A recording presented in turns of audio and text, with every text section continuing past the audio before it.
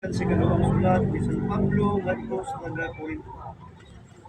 Kay nasayod kita nga inigatunas na niini atong yung tanong puloy-anan nga mao ang atong lawas, atagan kita sa Dios ug puloy-anan didto sa langit. Usa ka puloy-anan nga walay katapusan. Siya gayud ang nagbuhat. Usa kanunay kitang masaligon kaayo.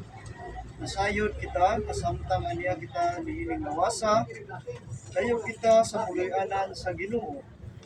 Kay nagkinabuhi man kita pinaagi sa pagtuo o dili pinaagi sa atong makita. Masaligon kita kaayo ug palabihon nato nga mamiya kita sa atong puloy-anan niining lawasa mamuyo uban sa Ginoo. Apan labaw sa tanan, buot kitang magpahimot kaniya bisan dinhi sa atong puloy-anan didto.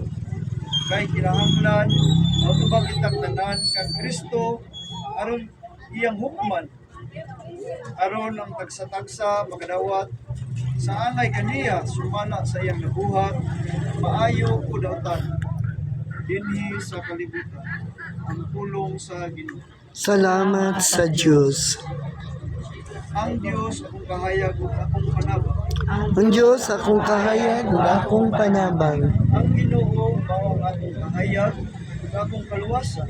Kinsa may akong kahadlukan.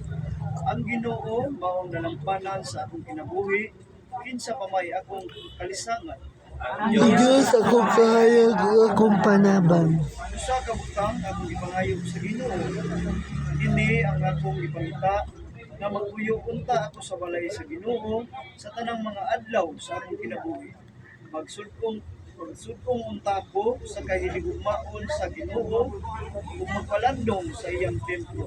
Ang Diyos akong kahayag ug akong panabang. Ikatuo ako na makita ako sa kaayo sa Ginoo sa yuta sa mga buhi. Pabutang may sugon ang Ginoo, pagligon sa kasing-kasing o pabuta ang Ginoo.